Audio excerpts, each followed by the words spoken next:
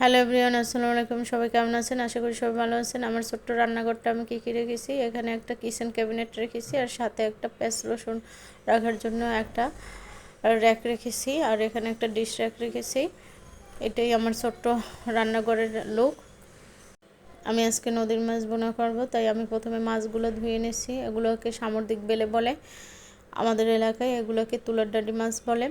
আমি আজকে এগুলো আলু দিয়ে বোনা করব। আমি প্রথমে এর আঁশগুলো ভালো করে ফেলে দিচ্ছি একটা কাঁটা চামচ দিয়ে, তারপর ভালো করে মাছগুলো ধুয়ে নিচ্ছি।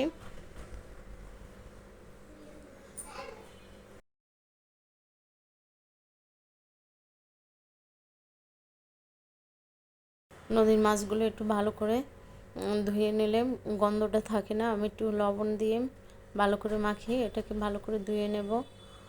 আমি এর সাথে একটু আলু ব্যবহার করব, তাই আমি একটু আলু ভালো করে প্রথমে ছিলে নিচ্ছি। তারপর এগুলোকে আমি কেটে নেব পাতলা পাতলা করে।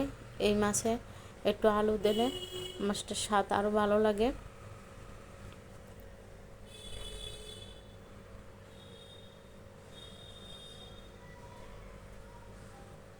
আমি একটা কড়াইতে কিছু পরিমাণে তেল নিয়ে এর ভিতরে পেঁয়াজ কুচি দিয়ে দিচ্ছি।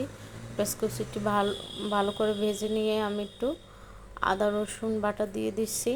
এটাকেও আমি একটু ভেজে নেব। তারপরে আমি এর ভিতরে লবণ, হলুদের গুঁড়ো, মরিচের গুঁড়ো, একটু গরম মশলা গুঁড়ো দিয়ে একটু পানি দিয়ে মশলাটাকে ভালো করে কষিয়ে নেব। আসলে আমি যেভাবে রেগুলার মাছ বোনা করি, আমি ওগুলোই আপনাদের সাথে শেয়ার করি। আমার রান্না কোনো স্পেশাল নেই যে অনেক কিছু ব্যবহার করা লাগবে। আমি রেগুলার এভাবেই রান্না করি। আমি মাছটা একটু কষিয়ে নিয়েছি। এবার আমি এর ভিতরে আমার আলু কেটে রাখা আলুগুলো আমি দিয়ে দিচ্ছি। আলুটাও আমি একটু কষিয়ে নেব একটু নাড়াচাড়া করে।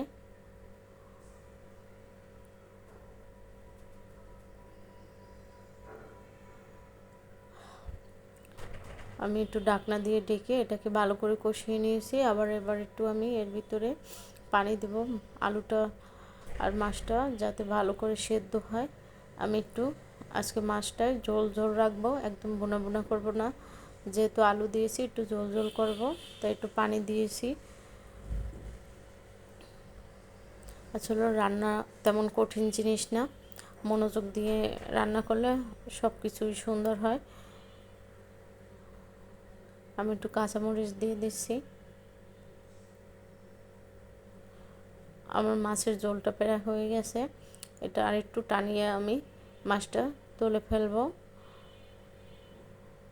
হয়ে গেছে আমার মাছ বোনা। ভিডিওটি ভালো লাগলে সবাই একটি করে লাইক করে দিন। আল্লাহ হাফেজ, আসসালামু আলাইকুম।